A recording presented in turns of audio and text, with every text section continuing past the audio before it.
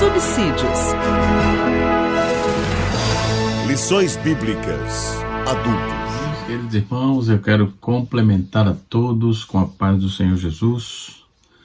Nesta oportunidade, vamos estar comentando a lição de número 1 do quarto trimestre. Entramos no quarto trimestre, onde estaremos aprendendo sobre 14 lições.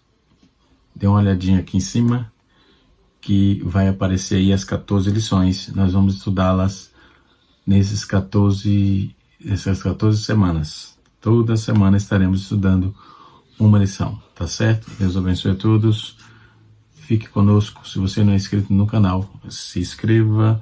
Se você ainda não deixou o seu joinha, deixe o seu joinha. Compartilhe para que chegue mais pessoas. Eu volto já. Não saia daí. Muito bem. Voltamos aqui no canal Rascunho DVD.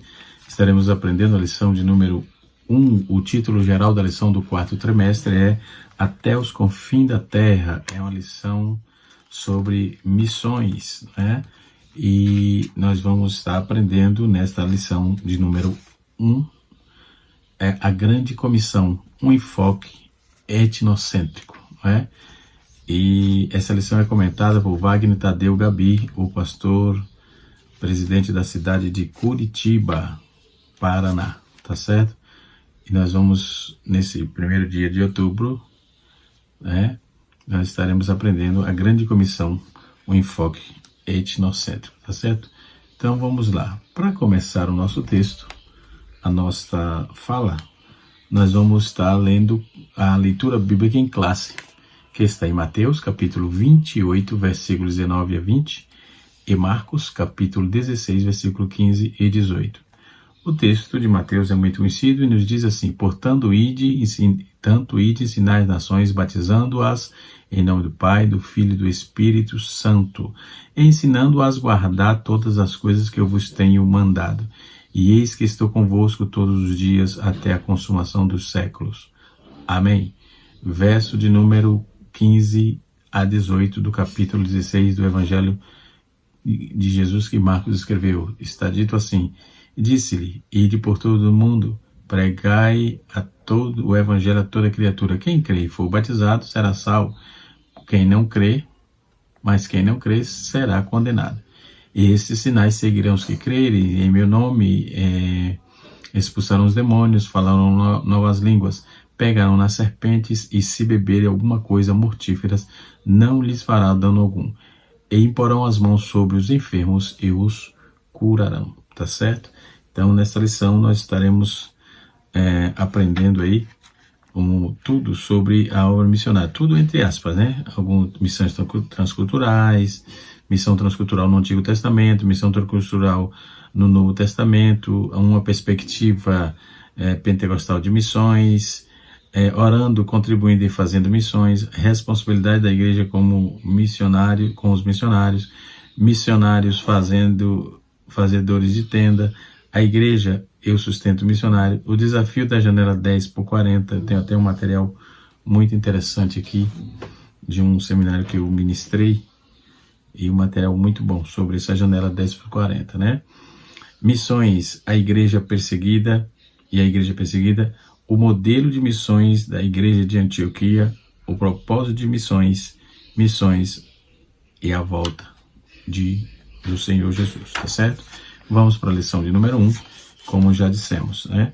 A palavra-chave dessa lição é etnia, né? E nós vamos ver o que é etnia, o que é etnocentrismo, afinal de contas, o que é a grande comissão, né? Etnia, dentro do dicionário, é um assunto da antropologia e nos diz assim: coletividade de indivíduo que se diferencia por sua especificidade cultural, refletida principalmente na língua, religião e maneira de agir, ou seja, grupo étnico, né? Por exemplo, quando vamos ver um exemplo de etnia, etnia no grego é etnis, né? Que significa povo. Esse transfere o significado do povo. Esse termo se refere a um grupo de pessoas que apresentam vários elementos comuns tais como cultura, língua, história, valores, semelhanças físicas, entre outros, né? E nós temos dentro da geografia essas questões e também dentro da sociologia. Qual etnia, né, do povo brasileiro? Nós temos os indígenas, temos os brancos e temos os negros, né? Todos eles não são qualificados por pele, não são qualificados por qualquer outra narrativa. É pelo caráter, pelo desenvolvimento, né? E assim sucessivamente. Então, quando vamos falar dessa questão, esse grupo etnia ou etnocentrismo é grupo cultural homogêneo. Do grego é ethos, né? Como já disse, povo que tem como o mesmo ethos, ou seja, o costume, que também é a mesma cultura, origem, língua, religião e etc. O termo etnia não é sinônimo de raça. A palavra raça caiu em desuso pela comunidade científica quando se corresponde a grupos humanos, né? A ideia de etnia é um conceito diferenciado de noção social da raça, que suaviza e que se usava, aliás, até a metade do século XX. Então abrange mais aspectos culturais e etc. e tal, né? A etnia ou grupo étnico distingue-se de uniformidade cultural com as mesmas tradições, conhecimento, étnicas, ou seja, conhecimentos técnicos, ou melhor, habilidades, línguas e comportamento. Então, pesquisadores da etnicidade consideram que as características genéticas como sendo étnicas, a ideia não é consenso, né, mas é principalmente entendida enquanto parte do mundo da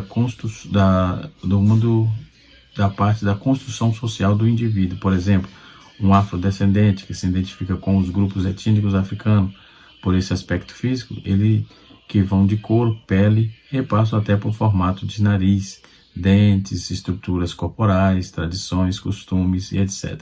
Então podemos classificar aí, enquanto etnia no mundo, os árabes, os judeus, os Rens, que é originário da China, né? E os guaranis, e também grupos de menores características culturais, bem as próximas aos seus vizinhos, como centenas de etnias africanas, por exemplo, né? E assim sucessivamente. Partindo desse pressuposto, como que a missão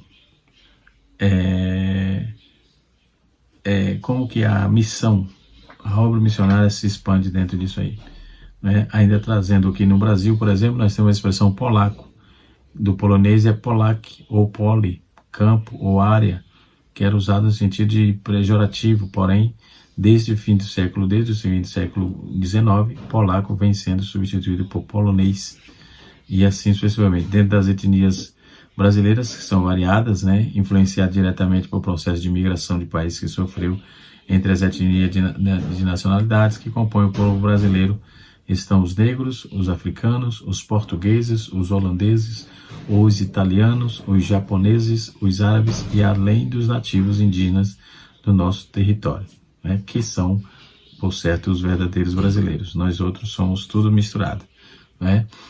Somente a população indígena, por exemplo, ela possui 305 etnias diferentes, né? Exemplo de como a população brasileira é rica em diversidade, em cultura, em línguas, em dialetos e coisas parecidas, tá certo?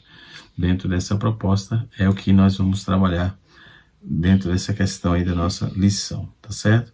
E isto posto, vamos aí para a nossa aula, tá certo? Quando Jesus trabalhou a questão da grande comissão, o comentarista já colocou no título aqui, a grande comissão é um enfoque etnocêntrico, né? A grande comissão é um mandamento de Jesus, e eu coloquei o que é a grande comissão, né? Fiz um estudo aqui. Trata-se de a grande comissão que aparece a maioria das vezes no pensamento que recai apenas nos textos do Evangelho de Mateus. E nós temos aqui cinco ênfases no livro de João, no livro de Lucas, no livro de Marcos, no livro de Mateus e no livro de Atos dos Apóstolos, né? São 5 focos específicos dessas passagens sobre a grande comissão, certo? Tratando dessa questão, Acontece que os demais evangelistas, por exemplo, também relataram com ênfase as circunstâncias as próprias nas grandes comissões, né? Um comentário chamado Blaisley Murray, ele traz um artigo interessante que ele recorre a uma revisão bibliográfica tendo como objetivo de dar 5 relatos constantes, a saber, João, capítulo de número 20, versículo 21 e 22, Lucas 24, versículo 47 a 49, Marcos, capítulo 16, versículo 15, Mateus, capítulo 28, versículo 19 e 20, Atos dos Apóstolos, capítulo 1, versículo 4 e 8, né? Para uma compreensão mais ampla das ordens, né? Nós vamos observar que as seguintes questões: com base nos textos da Grande Comissão, o que Jesus esperava de seus discípulos para o cumprimento dessa missão, certo? Isso nós vamos ver aqui no canal Rascunho da EBD, tá certo?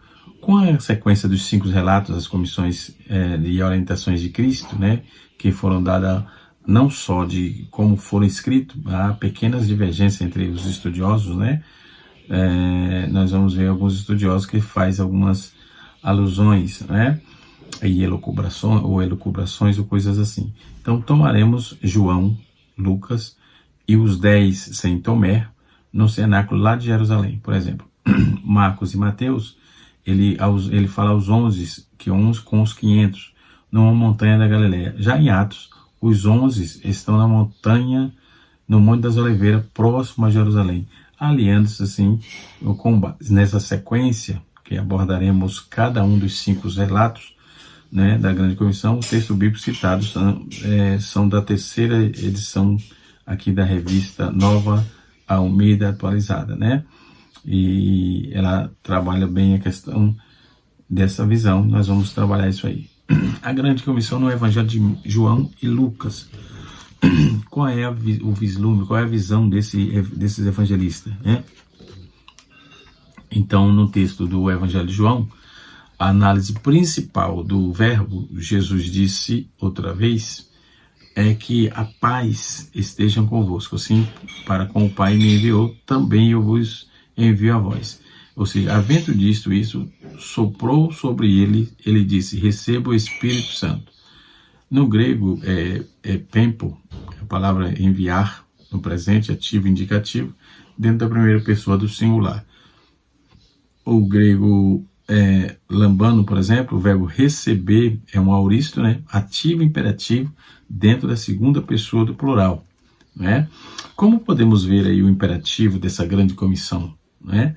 Recebei o Espírito, né? Porque é evidente que sem o envio de nada adianta, sem o envio e a visão do Espírito de nada adianta. Então a missão a ser realizada aqui pelos discípulos de Jesus, todos os tempos não pode se revelar, ser levada adiante com êxito separado do Espírito. Ela é totalmente dependente dele e não deles.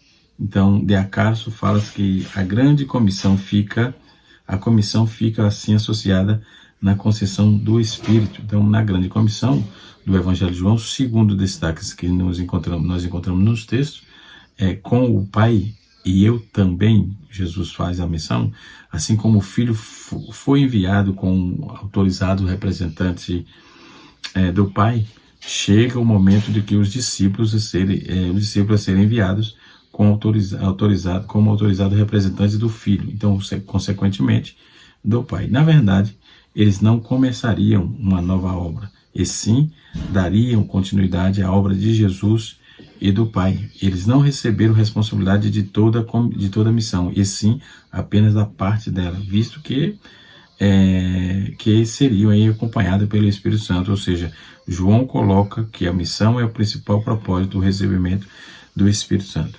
E ele cita sobre soprar, que eles realmente remetem ao texto lá de Gênesis 2:7, Ezequiel 37, né, verso 9 e verso 10, onde não tinha vida, né, passa a viver a promessa. Então, desde lá já teria um mandato de Deus para que a vida fosse propagada, vida fosse celebrada, e assim sucessivamente.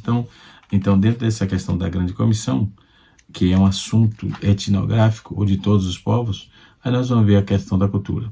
Jesus diz, ide. Então, Jesus significa que atravessar a fronteira. Neste caso, anunciar o evangelho em culturas diferentes. O grande desafio da obra missionária, logo, não devemos desprezar a cultura de um povo a quem pretendemos evangelizar, nem imprimir, nem impedi-lo com a nossa cultura. Entretanto, a cultura de um povo deve ser avaliada, aprovada pelas Escrituras, e senão, por um lado, a cultura é rica em beleza, em bondade, pois o homem foi criado à imagem e semelhança de Deus, bem amoroso por outro, e consequentemente da queda também foi manchada aí pelo pecado, certo? A ordem de fazer discípulos em todas as nações. Então a palavra nação aqui, ela é traduzida do termo ethos, que eu já falei no início, né? Que se refere-se a grupos étnicos e não primeiramente a países. Um país ou uma nação politicamente definida, né? Já a etnia é um povo culturalmente definido como língua, culturas próprias, de acordo com alguns missiólogos, por exemplo. Há no mundo cerca de 24 mil etnias, né?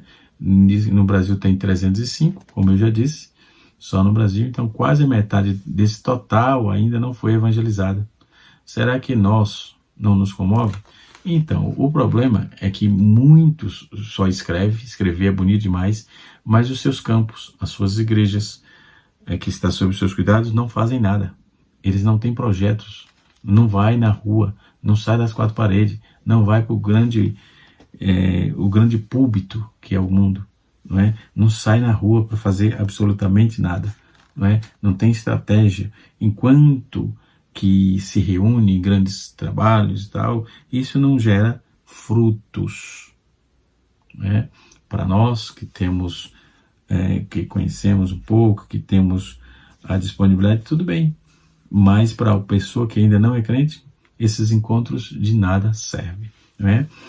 Eu trabalho numa igreja de comunidade, eu estou falando com propriedade, certo? Do que eu estou dizendo.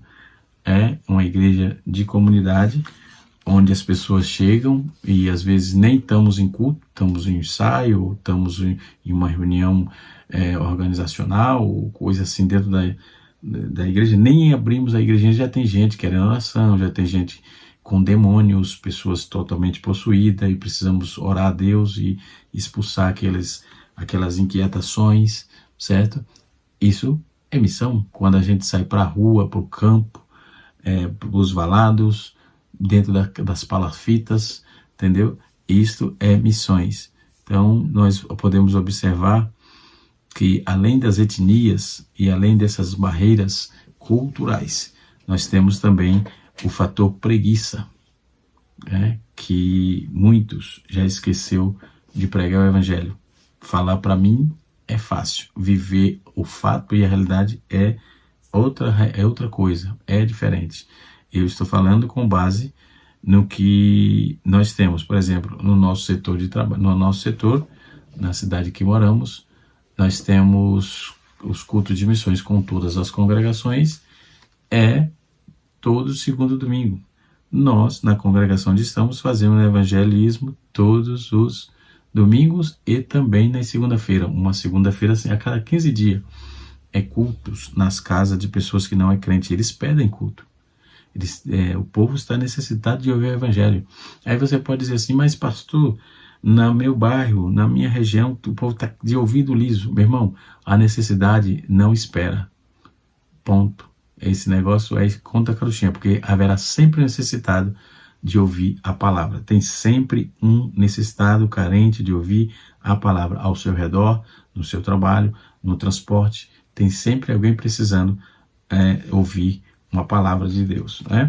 Então há milhões de pessoas que ainda não ouviram o Evangelho de Cristo, né? Então é urgente, é imperioso o clamor de Paulo, que diz, esforçando-me neste modo para pregar o Evangelho de Cristo foi anunciado. A eficácia e os objetivos da Grande Comissão. Para ser eficaz e cumprir os seus objetivos, a Grande Comissão deve ser executada por pessoas cheias do Espírito Santo. não é? Pois ele é quem convence as pessoas do pecado, regenera o pecador, capacita os homens que a confessarem a Jesus, né? E nesse sentido a igreja está pronta para atingir os seguintes objetivos da grande comissão. Primeiro, proclamar o evangelho. Segundo, discipular novos convertidos, né? Tornando-os os fiéis seguidores. Terceiro, integrá-los na espiritualidade, socialmente na igreja local, a fim de que cresça na graça, no conhecimento, por intermédio da ação do Espírito Santo. Isso acontece quase todos os dias onde estou trabalhando, né? E assim sucessivamente. Nós temos informações sobejas dentro dessa questão para poder aprender mais e também, por que não dizer, ensinar na prática, propriamente dito, né? Porque vivemos isso todos os dias, né? Todos os dias. Nesse livro aqui, Teologia de Missões, é um dos livros antigos que eu tenho aqui da CPAD, né, de George W. Peter. Ele, inclusive, o comentarista faz uma observação aqui, quando ele coloca um artigo desse livro, a tarefa missionária é bíblica, né? Ele usa aqui, as páginas anteriores desse livro, procuramos estabelecer a premissa de que a tarefa missionária é tarefa bíblica, uma familiarização completa com todo o plano de Deus, que irá inevitavelmente conduzir o ímpeto missionário. É uma teologia bíblica e será uma teologia missionária. Um professor eficiente da Bíblia será também um professor de missões, pois missões está incluso o ímpeto total da palavra de Deus, né? E aí o comentarista ele usa uma parte desse texto aqui na página 195 desse livro, né? Se você tem esse material, faça uso, né? Uma renovação genuína de missões, portanto, pode originar-se apenas da renovação genuína da teologia bíblica, impetrada aí adequadamente de acordo com os planos de Deus. Missões não fundada é uma interpretação bíblica, pois precisa ser esporádica e irregular, né? Não fundada, não é uma interpretação bíblica, em uma interpretação bíblica, né? Missões não fundadas em nenhuma interpretação bíblica será esporadicamente irregular, né? Então precisa ter embasamento bíblico e fundamentado na Bíblia, né? O que se aplica a missões certamente é aplicável também ao missionário. Não somos enviados como missionário meramente para os propósitos de amizade ou para demonstrar a singularidade dos povos, dos cristãos, nos povos de Cristo, no corpo de Cristo, aliás.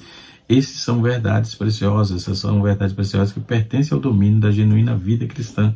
Não somos enviados principalmente para compartilhar com o mundo os grandes benefícios do cristianismo. Somos testemunhas de Cristo, somos embaixadores de Cristo e somos pregadores do Evangelho de Deus. Portanto, portadores da mensagem de Deus para a humanidade. Então, nessa mensagem, ela está contida em um livro, o livro é a Bíblia, felizmente suportado desde o mundo para sermos pessoas de um livro, né? Os mensageiros de uma mensagem antiga. O desafio de um cristão é ser um missionário, um enviado, comissionado pelo Espírito Santo através da igreja. Bendito seja o nome do Senhor, né? Nas palavras do falecido político e missionário chamado Samuel Zwemer, ele diz: uma boa qualidade, o pensamento obscurecido quanto à missão. Uma das principais causas dessa indefinição é o fato de não estarmos distinguindo claramente entre o desígnio bíblico da igreja e a responsabilidade bíblica de missões. Então, é nessa área que precisamos de um estudo novos e penetrante, né, da grande comissão. Então, Jesus, ele trabalhou nessa proposta. Só assim podemos encontrar orientação teológica, prática, quanto à missão, né? Então, a grande comissão, né, não anuncia total desígnio divino à igreja, como veremos aí mais tarde, né? Vamos estar observando. A tarefa missionária é feita por fé. A tarefa missionária é feita pela Bíblia, que esse é um delineamento bíblico de missões, né?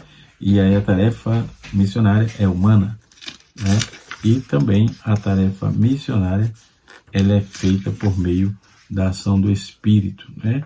Então, nós temos aí uma duplicidade de mandato, né? Um mandato duplo.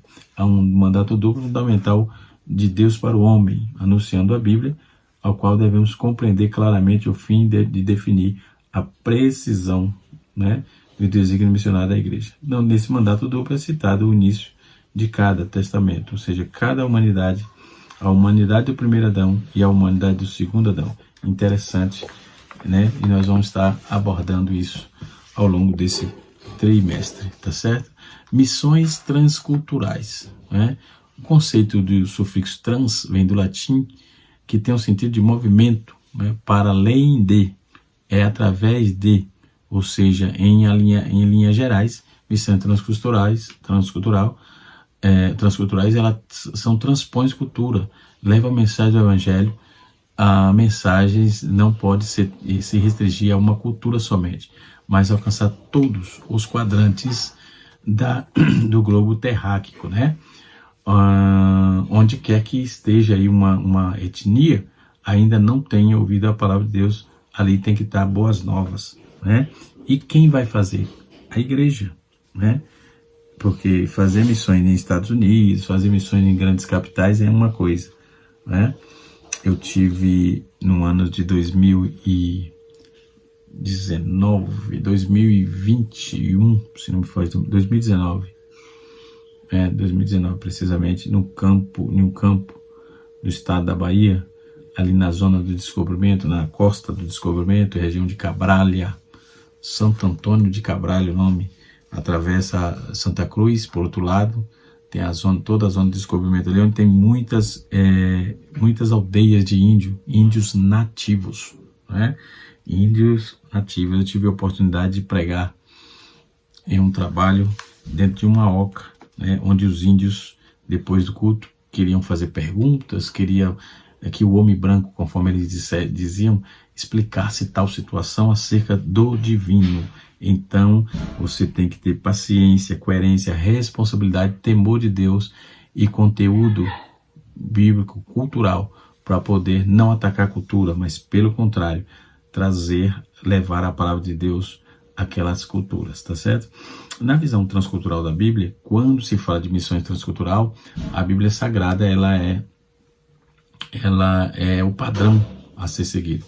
O Antigo Testamento registra a revelação de um Deus missionário. E em menos 3 ocasiões específicas no livro de Gênesis, ele tratou com a humanidade, não somente com a nação. Nesse sentido, missão transcultural tem um sentido mesmo de apelo. É uma parte fundamental da missão da igreja, pois é uma agência executiva de missões. Deus não escolheu outra instituição por mais poderosa financeiramente que seja para este empreendimento. Entretanto, ele escolheu a sua igreja, estabelecendo-a na terra como missão de expandir o reino de Deus para todas as nações. Então, barreiras nas missões transculturais, há barreiras complexas para a evangelização do mundo. Então, a igreja precisa conhecê-las, preparar-se para realizar sua tarefa missional. Assim, as barreiras são inúmeras. Então, vamos ver barreiras geográficas, novas nações, novas culturas, barreiras culturais, valores de vida, costumes e hábitos, né? Barreiras econômicas, diferentes moedas e comércio, barreira linguística, que é as línguas nativas, e nós temos outras barreiras, onde vamos estar citando barreiras religiosas, o islamismo, o ateísmo, o materialismo, o secularismo e etc. Então os apóstolos enfrentaram aí essas mesmas barreiras, mas não, na força do Espírito Santo. Então o evangelho saiu de Jerusalém, alcançou os confins da terra, e nesse mesmo Espírito, com toda a igreja no presente século, podemos confirmar a nobre missão de proclamar o evangelho, certo? E isto a igreja precisa melhorar muito nesse contexto, muito. Os investimentos são pífios, pífios, e assim sucessivamente. Mas nas comunidades locais, por exemplo, dá para se fazer trabalhos, e vultuosos, ou seja, vultuoso com resultados. O vulto que eu falo é com resultados, e assim sucessivamente. Às vezes fazemos trabalho de ar livre, às vezes fazemos trabalho de aconselhamento, às vezes fazemos trabalho com assistencialismo, às vezes fazemos trabalho com cantando, né? E com crianças, adolescentes, jovens, irmãs, né? E homens e mulheres todos cantando, né? Com alegria, salmodiando, e é perguntado, a gente para, conversa e transmite a palavra de Deus, né? E assim sucessivamente. O evangelho é simples, é para um povo simples e é pregado por quem é simples. Evangelho não tem barreira e nem burocracia. É só estar aliado à Bíblia e a unção e a misericórdia e a graça do Espírito Santo. Você vai longe e você consegue atingir lugares inimagináveis, né? A evangelização, depois que evangeliza, tem um discipulado. Então, na nossa lição de número, ou no tópico de número 3, tem aqui a visão global do evangelho.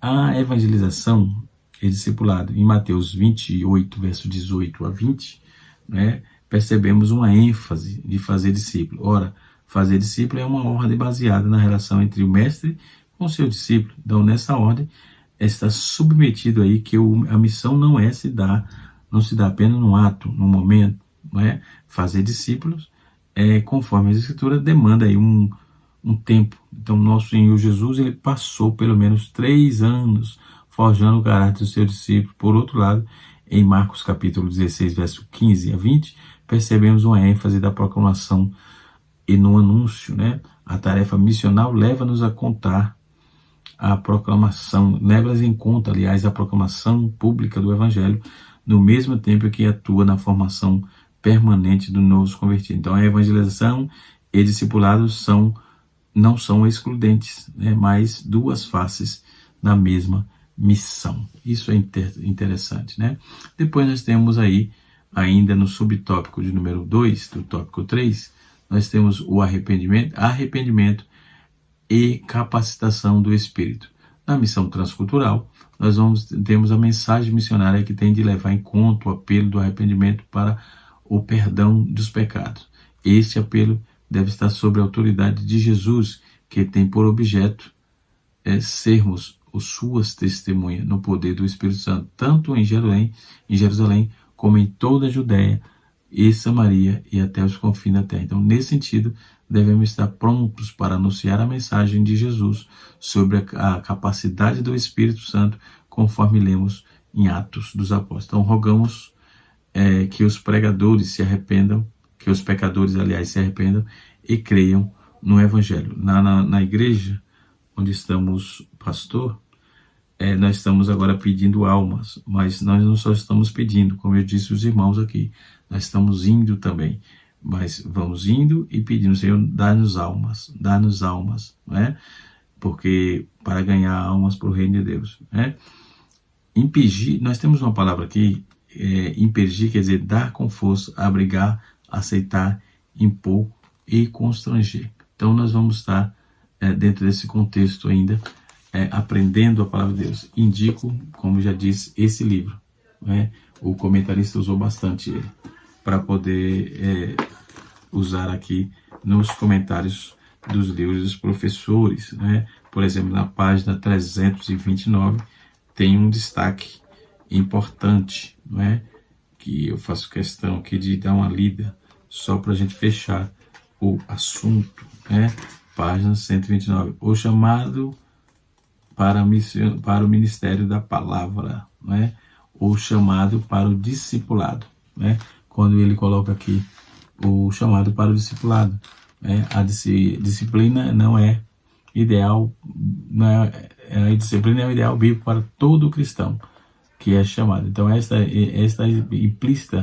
implica aí, aliás, na vida exemplar de Cristo, o seu chamado. Siga-me, ele está implícito no programa de treinamento que o mestre realizou com o seu discípulo. Ele está explícito na ordem, está implícito dentro do programa de Jesus e está explícito na ordem do nosso Senhor Jesus Cristo na grande comissão, não é? Registrada em Mateus. Fazer discípulo certamente é central da comissão aí, enquanto que ir batizar e ensinar são caminhos e métodos para fazer discípulo. Então, a disciplina cristã está implícita na salvação por meio de Cristo e deve, portanto, ser ensinada claramente, pregada enfaticamente, assim como praticada humilde e sinceramente. Então, o conceito de discipulado cristão foi estudado previamente, né? Que Deus em Cristo nos abençoe. Canal Rascunho DVD ensinando para transformar a vida. Esta é a primeira lição desse quarto trimestre, né? Deus abençoe a todos e até a próxima, se Deus assim nos permitir.